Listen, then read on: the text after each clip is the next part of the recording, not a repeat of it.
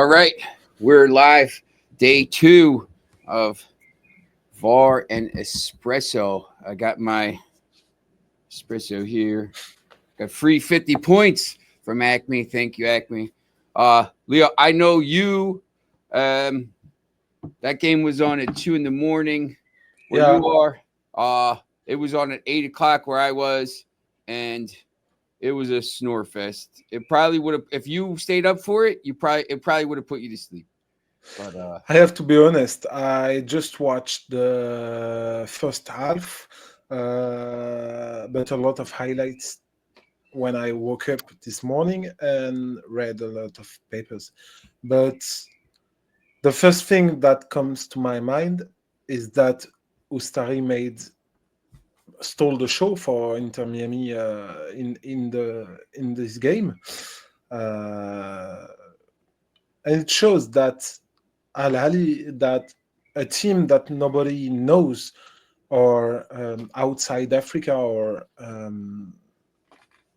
big football fans, they can play at the highest level in world football.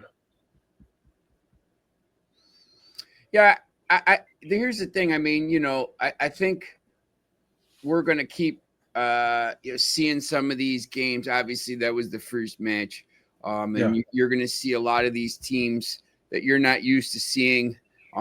If you watch the original Club World Cup, where it was just the team from that won that level, Ahly won a match a couple years ago. They won the CAF Champions League in 23 and 24.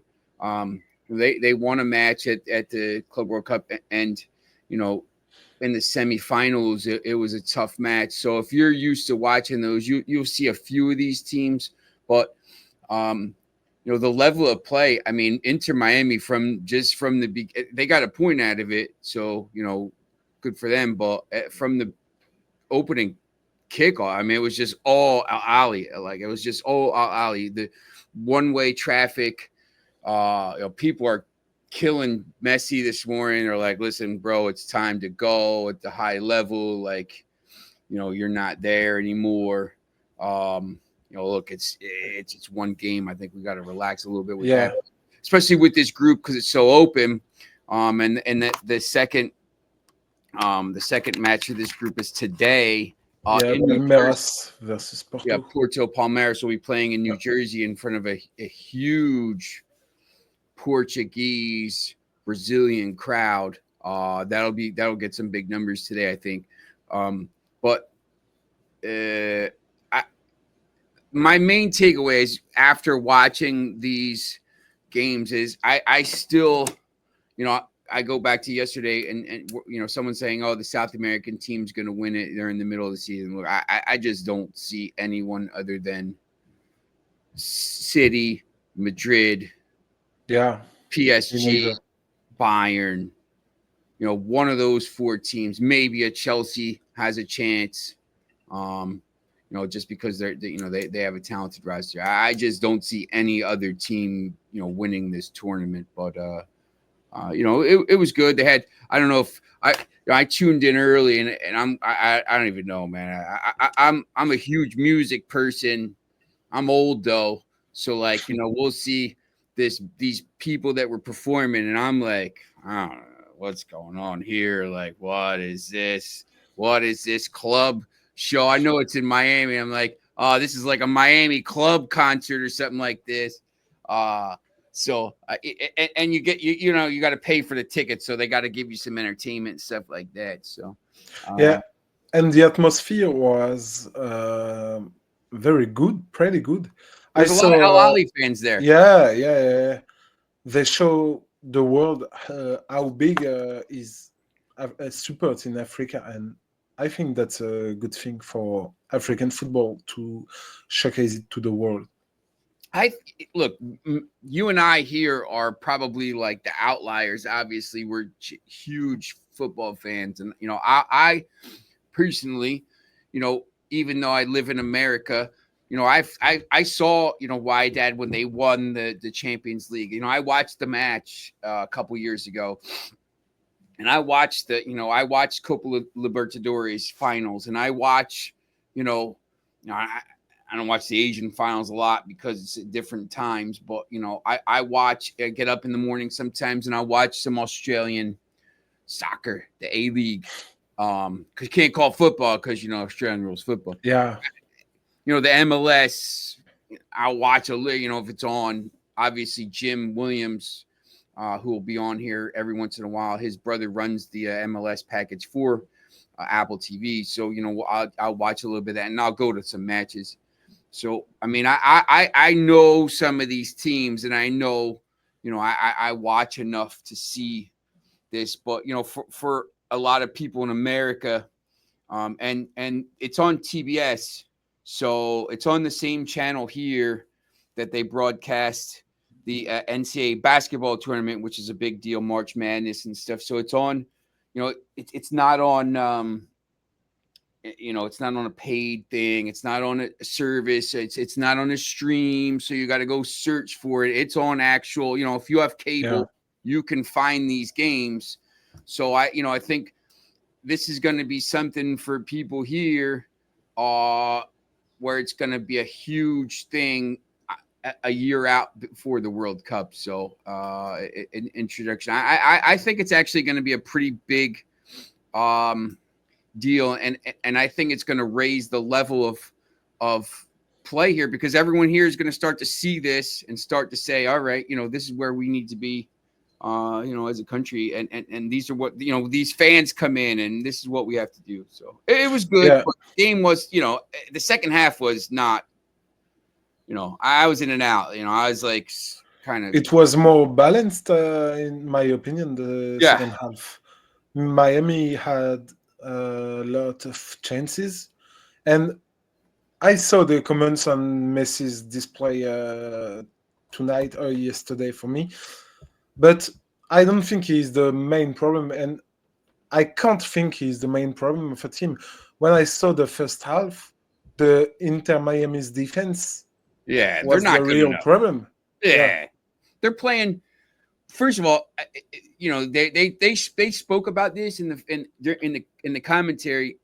They had some, they're 21-year-old. They're new to the lineup. I think one of them they just brought in.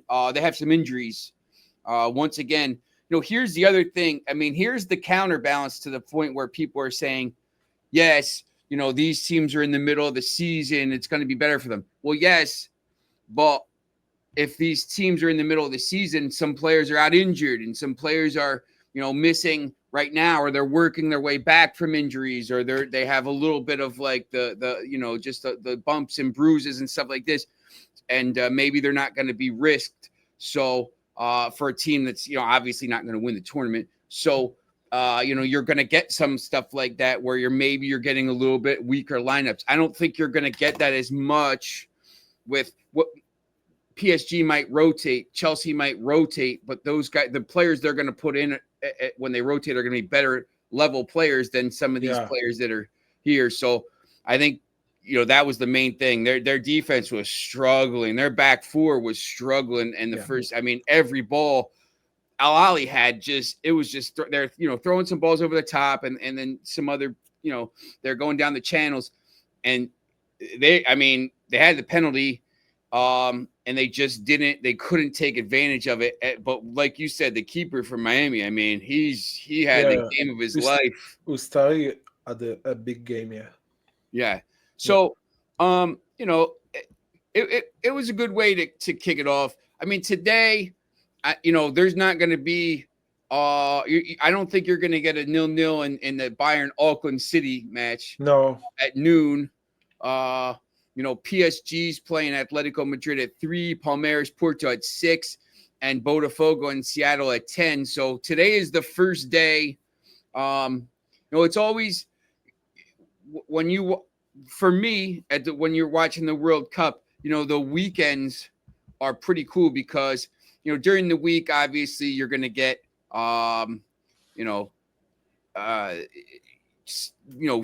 tomorrow there's 3, 6, and 9, 12, 12, 3, 6, and 9. A lot of times you're going to get the 4 match windows, and this is the first one today. And there's probably, Bayern Auckland City is probably going to be ugly, but the other 3 matches are going to be really, really interesting, I think.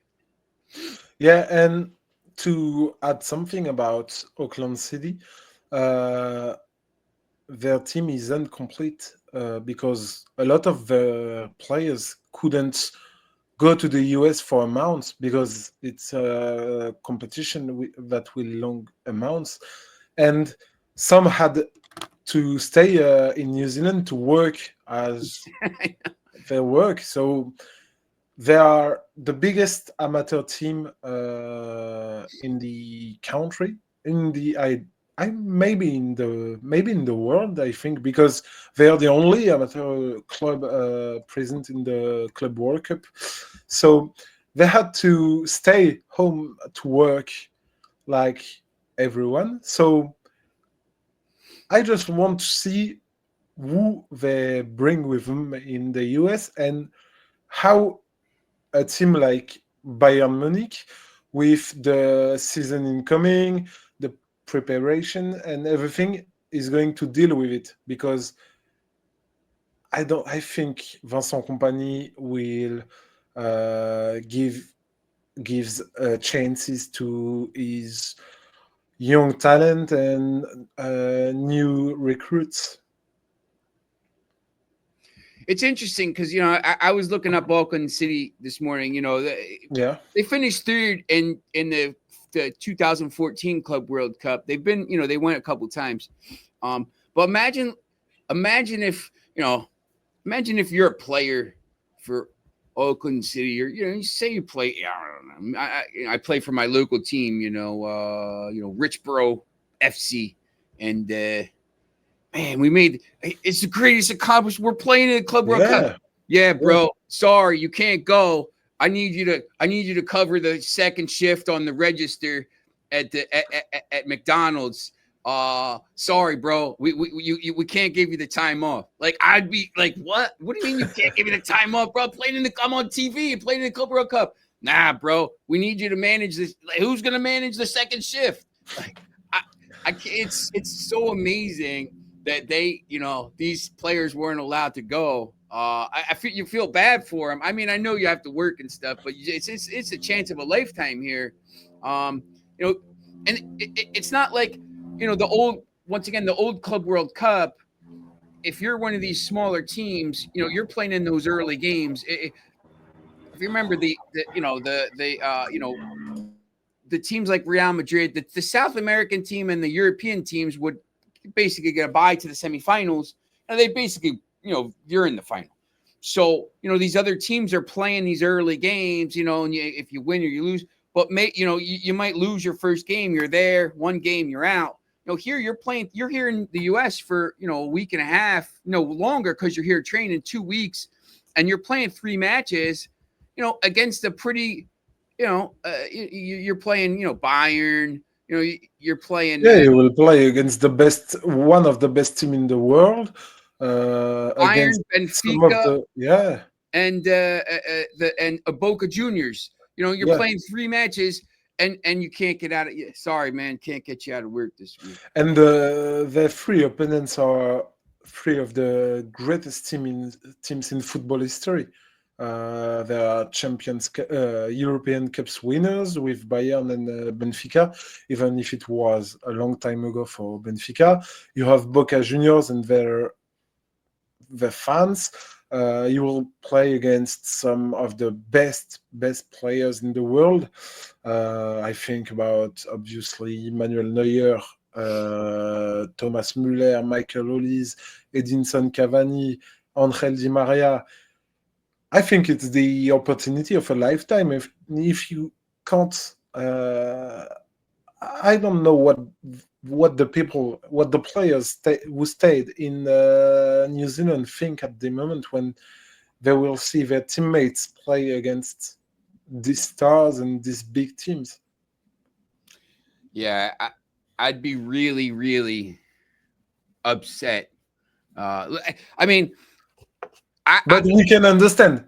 Yeah, look. Yeah. I mean, I'll give you a little. It's not the same, but last we have for my, my job, I work for LB Capital, and we had our big conference last year in Florida, December, roofing conference. Everyone comes. You're all this huge Marco Island, all this great luxury hotel, and they're like, yeah, we're having our Christmas party on Friday. I'm like, oh yeah, this is great. Yeah, we're gonna be, we're going to this thing. Oh yeah, listen, hey, you have to take the I for the next, you'll see, I'll be doing the show from my boss's house for the next 6 weeks, either here or at the shore. And he's like, yeah, listen, you got to take the kids home. Oh, they got to go to wrestling practice. I'm like, so I can't go to the party. They're like, yeah, nah, this is more important. I'm like, all right. So like, I come home and whatever. I'm home early. I'm home 2 days earlier, which is always good when you're traveling. And like, I see all these pictures and I'm like, damn, man, look, they're having fun. But then I was home, so it was like, whatever, it's counterbalanced. But I mean, when you see, it's a shame, this is a great point. You're a player, you're a player. You want to be on the field. You want to be on the pitch. Yeah. You want to be home at work. So it's interesting. Bayern's going to win the game 5-0, whatever they want to do. But, I think that's it. That's just an interesting story. And that's the first game. The second and third games of the day, and the fourth, because it's, Botafogo in Seattle.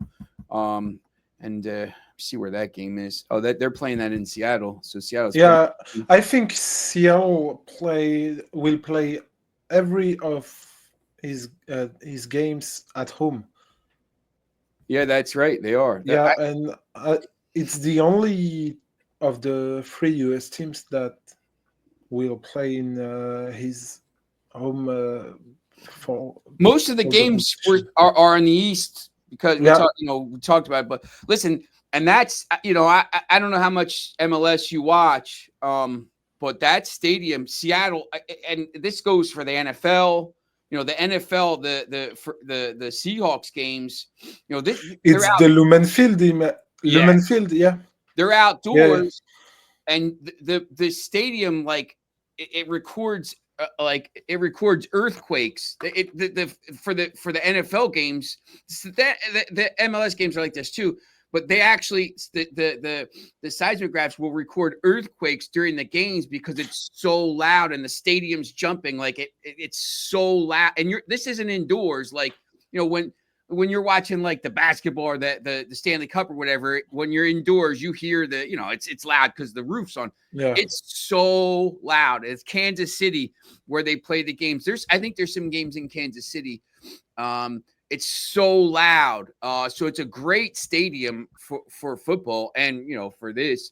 So that'll be interesting. And that's the 10 o'clock game against Botafogo. I think that game will be good.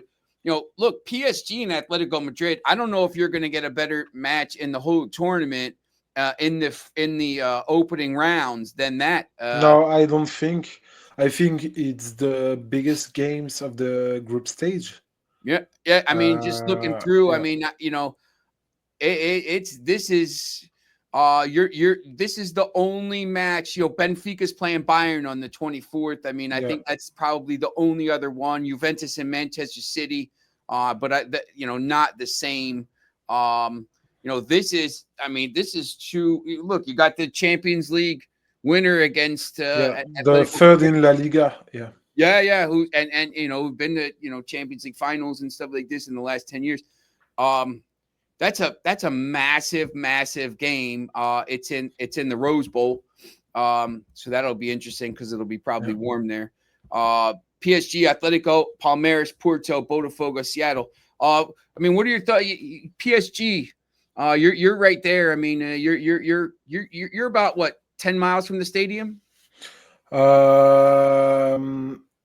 What 10 miles is in kilometers? 10 I think 30 kilometers. Okay. Yeah. I mean, we've talked a lot about PSG. I'll give you a quick. When I first came to Europe for matches in 2011. I went to my first match was Manchester United against Chelsea. I went to the Europa League final in Dublin. which was Porto and Braga. But I went to Paris and I went to a PSG match. I saw them win. This is back in 2011 when this project was just starting. Okay, yeah. And when QSC just bought PSG. Yes, yeah. So Okay. the project is just starting. They were just getting good. I believe they won the title that year, or I think they did. In 2011, yeah, they lost it in 2012 to Montpellier. Yeah, I think 2011 they won it. It was it was just different when I got off the train, and it was yeah, the Parc des Princes is a wonderful stadium. I think if we talk about architecture, if we talk about sound, but now the Qatar direction wants to leave because they want a 60,000 seats stadium, which I can understand. How, for people that don't understand, Paris FC just came up finally. It's one of the richest teams in the world. How the stadiums are about this far apart, right? They are 33 meters away, the one from another. But they gotta have a match. I know they can't because of the logistics have a match at the same time, but I mean that when those two play, that's going to be amazing too. I mean, we'll do a whole show about that. I mean, because I know just when I went, they had the PSG fan groups were separated. The supporters were separated because there's a whole Paris is a whole. You know, we could talk about Paris for forever, but you know, PSG, they finally win the title. They finally win the Champions League. And, you know, once again, it was, you know, they were this close to not even qualifying. And then they beat Brest 10-0. They beat Liverpool. They beat Aston Villa. And Aston Villa, you know, Liverpool had them on the ropes. Aston Villa had them on the ropes. Arsenal never really had them on the ropes. No. And then they get to the final and they just win. This is a huge tournament for PSG because all of a sudden, look, they're the youngest team in Europe.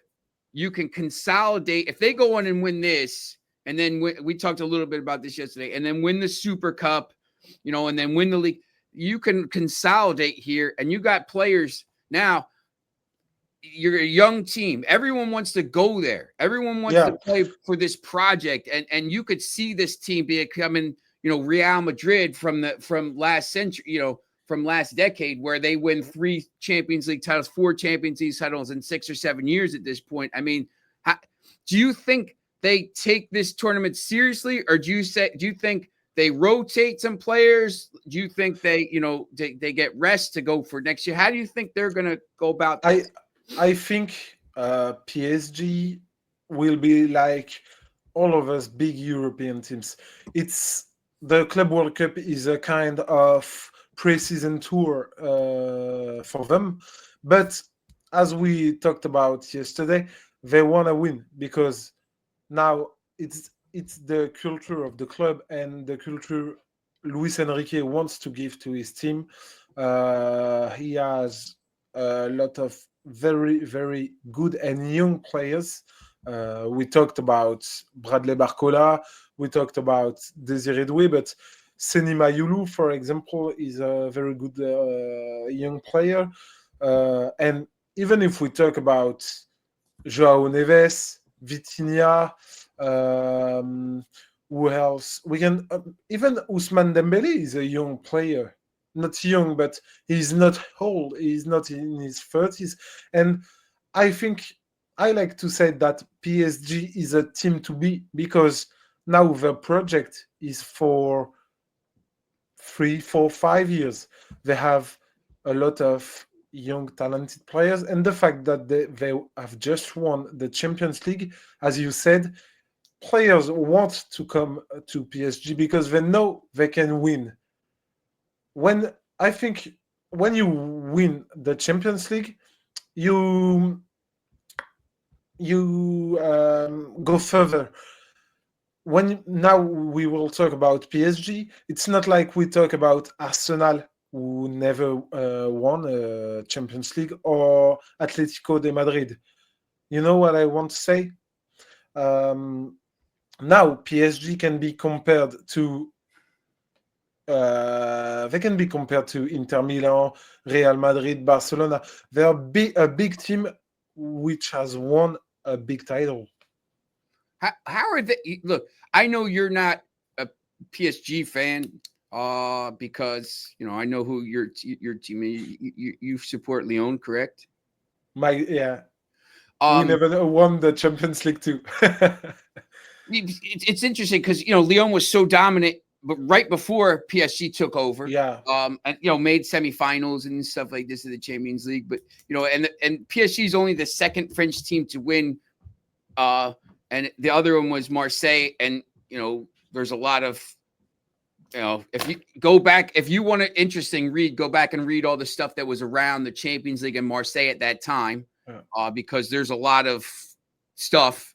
It's really, really interesting read. But how's PSG looked at in France? Because I know they're very young, but I mean, look, they spend a lot of money on these players. They spend a lot of money on salaries on these players. They spend, it's I think sometimes people say, "Oh, it's a fairy tale," but they've spent a lot of money compared, probably as much as the rest of the teams in the whole league.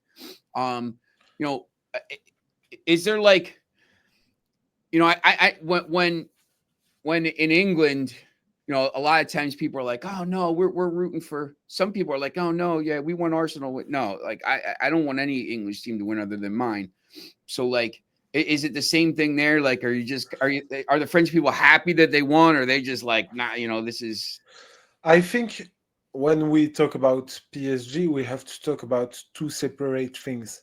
Their investments on the transfer market. In fact, they spent a lot of money when they bought Neymar, when they bought Kylian Mbappe, when they bring Messi to Paris because of his salary, because he was on a free transfer. But the thing that has changed this season is that Luis Enrique gave a real identity to the team. He made them play like he wanted to. And even if you don't support PSG, you have to say they are the best team. They are the best players. It's okay to spend money, but you are a Manchester United fan. You know that money isn't always the answer to everything. That's So right. they bought young talents. They bought Bradley Barcola from Lyon for, I think, 40 million euros. They bought Désiré Doué from Stade Rennais for 40 million. They bought 𝐊𝐤𝐜𝐤 from Napoli for 70 million. So they spent money. But after that, Luis Enrique achieved to make the player play like he wanted to play. And I think this is the best way to make people like your team. If you propose something attractive, something beautiful to the eye, you will have fans. Or even if it's not fans, you will have some people who can recognize your work. I think the thing with once again with PSG and City, the thing that they do, and City does this pretty well. I mean, you saw how much money they just spent. Yeah. When they make a mistake with someone, they figure it out, they rectify it quickly. They say, "Look, this didn't work. We're going to buy somebody else." A lot of teams can't do that. PSG's done a pretty good job of plugging these players in, and now it works. I mean, and now they're set for a long time. Palmeiras Porto is at 6. Once again, that's going to be a big crowd in New Jersey because there's a huge and a big game. Because it's a big game for the group. I mean, Group A, obviously, winner of this probably wins the group. There's a huge Portuguese and Brazilian population in North Jersey. There's going to be a lot of fans at this game. Massive game. Once again, I think these teams are probably pretty close to even. And once again, Palmeiras is in the middle of their season, so that this is where they could get an edge, I think. And just because you were talking about Manchester City, I think the difference between Manchester City and Manchester United is that Manchester City know where they want to go. When you look at the transfer target for Manchester United, you don't understand what they want to do. They recruited Højlund, they want Mbemo now. They recruited 𝐊𝐤𝐤. What is the idea of that? Even with the coaches, they took Amorim, they took Ten Hag, they didn't let Van Nistelrooy work. What is the idea? What do they want? I think now with this new project, they clearly have a project, and they clearly have a direction for once. I think before they would spend money and they didn't know. I mean, look, Ten Hag just bought his own players from his own agency. That's pretty clear. That SEG, there's a lot of those players that Højlund was from that agency, whatever. So it's either Ajax or from the SEG. So they probably should have got rid of Ten Hag after the FA Cup win. They didn't. They went with them. They brought Amorim wanted to wait until the end of the season. First of all, because Sporting was good, and second of all, he said, "Look, I don't want to come in the middle of the season. It's a disaster right now." The good thing, I think, he said this, but then they're like, "Listen, either come now or you're not coming." And he said, "All right, I'll come." The good thing about him coming in that season is now he could see, Asmus Højlund is, he's got to go. Inter wants him. He's got to go. He's not good enough. These guys aren't. This person isn't good enough. This is what we need. This position. We need a right back. We need another center back. This guy's always injured. The butcher. Martinez is good. He's always injured.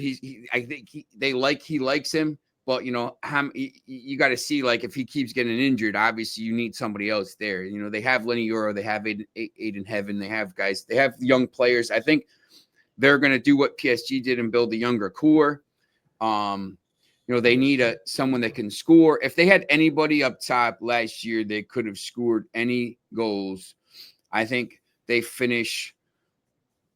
They're still not good enough, but they finished somewhere because there wasn't much between where they were and 6th or 7th. So they probably finished closer to, Europe.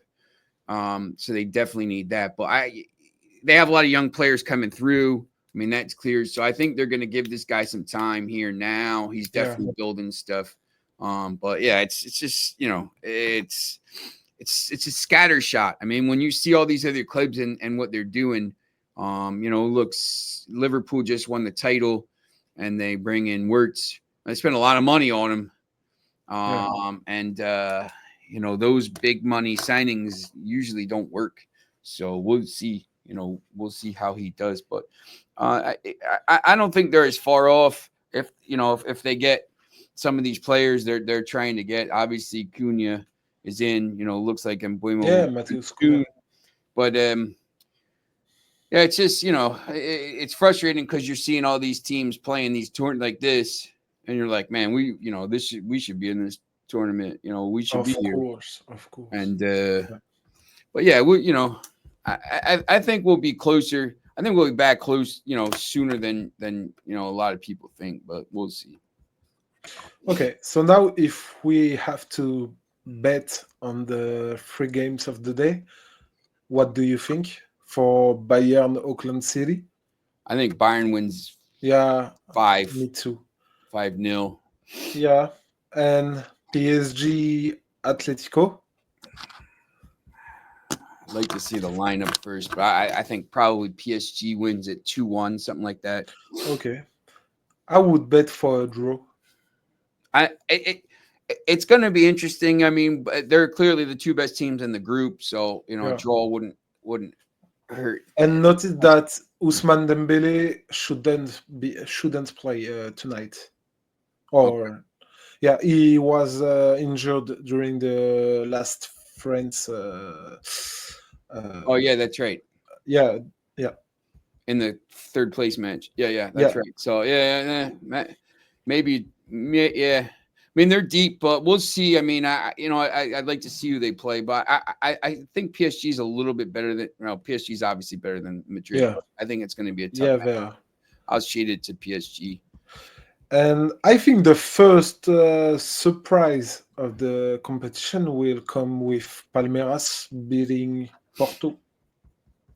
I think that's a pretty good shot. I think it's going to be probably 1-0 Palmeiras. I think Palmeiras, they're tough. I think you could get I don't even know if that'd be an upset, but I think you're probably right there. And then Palmeiras takes control. Look, Palmeiras and Porto are probably both going to go through, unless Ahly can beat Porto. But yeah.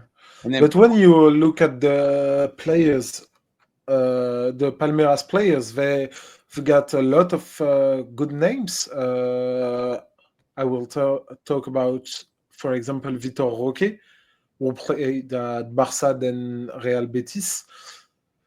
He didn't succeed there, but we can see that he has something. Estevao, Ricardo Rios, for example, which are good prospects. So they can make the first surprise of the tournament. Yeah, I think they probably.